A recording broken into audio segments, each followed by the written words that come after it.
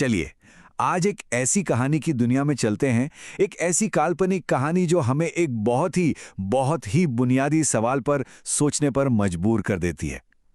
सवाल यह है कि आखिर एक इंसान होने का मतलब क्या है।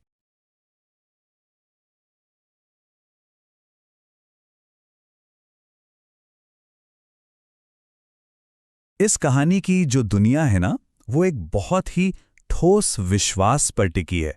और वो विश्वास ये है कि आप एक इंसान हैं, बस, ना उससे ज्यादा ना उससे कम। समझे, ये एक ऐसा नियम है जिसे कोई तोड़ नहीं सकता, एक ऐसी नींव है जिसे कोई चुनौती नहीं दे सकता। लेकिन हम सब जानते हैं, हर मजबूत से मजबूत नींव की भी परीक्षा तो होती ही है।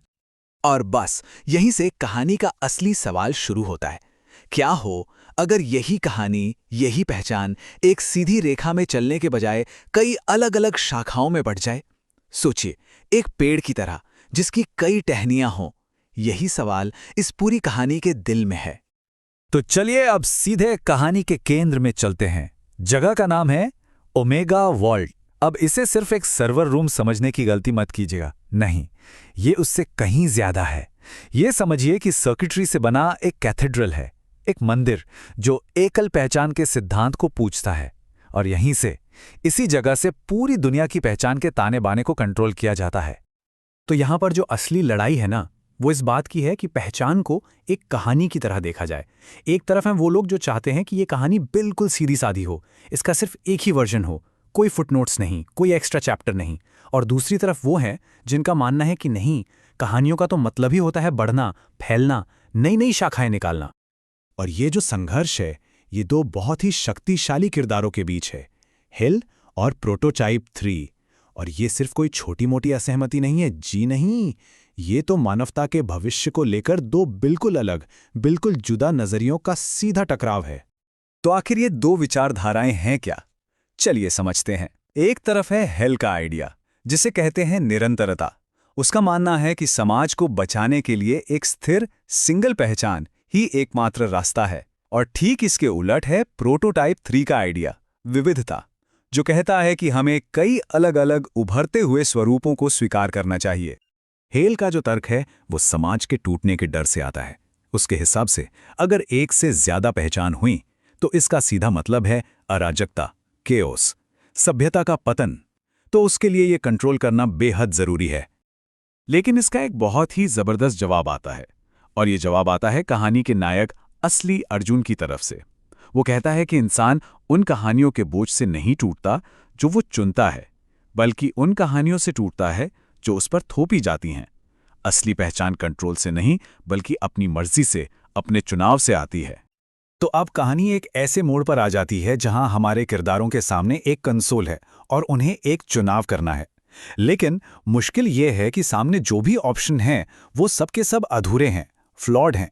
कोई भी रास्ता सही मंजिल तक नहीं जाता। तो ये तीन विकल्प हैं क्या? पहला, निरंतरता, मतलब हेल की जीत।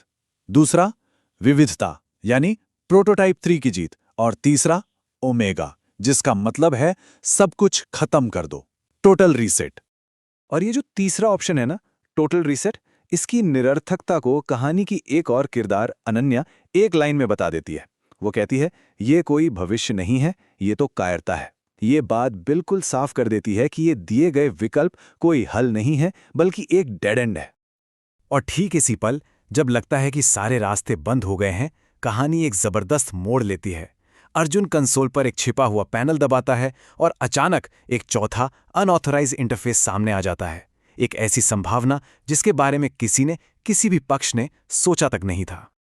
और ये चौथा विकल्प है डाइवर्जेंस, यानी साझा पहचान के अधिकार। ये जीत या हार से परे की बात है। तो आखिर ये डाइवर्जेंस है क्या चीज? देखिए, बहुत सीधे शब्दों में कहें तो ये सह अस्तित्व का, कोएग्जिस्टेंस का एक नया मॉडल है। ये कहता है कि किसी एक पक्ष को दूसरे को मिटाने की जरूरत नहीं है। पहचान के अधिकार किसी एक के नहीं, बल्कि सबके हो सकते हैं, साझा हो सकते हैं। अब जैसे ही ये नया आइडिया सामने आता है, इस पर रिएक्शंस भी तुरंत और बहुत तेज होते हैं। हेल के लिए ये साफ साफ अराजकता है, सिस्टम का खत्म हो जाना है। लेकिन अर्जुन के लिए यही तो विकास है, एवोल्यूशन का अगला कदम। तो जब डाइवर्जेंस को एक्टिवेट कर दिया गया तो हुआ क्या? क्या दुनिया खत्म हो गई? नहीं, दुनिया खत्म नहीं हुई, बल्कि उसका विस्तार हुआ। वो फंडामेंटली पूरी तरह से बदल गई। हाँ, लेकिन ये बदलाव कोई रातों रात नहीं आ गया। ये एक पूरी प्रक्रिया थी।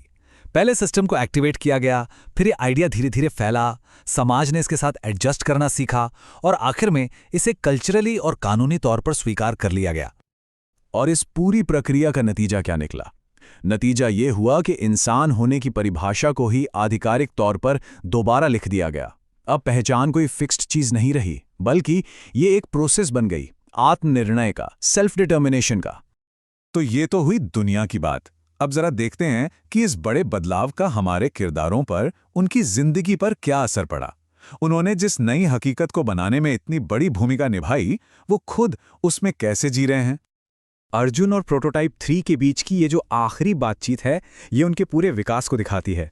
प्रोटोटाइप 3 कहता है, तुम्हें पुलों की जरूरत है, तुम वो हो, मैं डाइवर्जेंस हूं। मतलब अब वे दुश्मन नहीं हैं, वो एक ही तमकन्नड़ के दो अलग अलग पर दोनों ही अपनी जगह सही अभिव्यक्तियां हैं। एक जोड़ने का काम करता है तो दूसरा सीमाओं को और आगे धकेलता है। और फिर हमें एक बहुत ही शांत लेकिन बहुत गहरी जीत देखने को मिलती है। एक नई किताब छपती है, ए थियरी ऑफ मल्टीपल सेल्फ्स, और उसका लेखक कौन है? ओरिजिनल अर्जुन या इमर्जेंट अर्जुन? नहीं, सिर्फ अर्जुन राव। ये अपने आप में सच्चे इंटीग्रेशन और एक्सेप्टेंस का सबसे बड़ा सबूत है। कहानी का अंत अर्जुन के व्यक्तिगत समाधान पर होता है। पहली बार जब वो आईने में अपना अक्स देखता है तो वो ये नहीं सोचता कि वो कौन सा वाला वर्जन है, वो बस है। इतनी बड़ी फिलॉसफिकल यात्रा का अंत एक बहुत ही शांत, बहुत ही मानवीय पल पर होता है, जहां पहचान का सारा संघर्ष खत्म हो जाता है। तो ये कहानी आखिर में हमें एक बहुत ही गहरे सवाल के साथ छोड़ जाती है। अगर हमारी पहचान एक कहानी है, तो सवाल ये है कि उस कहानी का अगला चैप्टर लिखने का हक आखिर किसके पास है?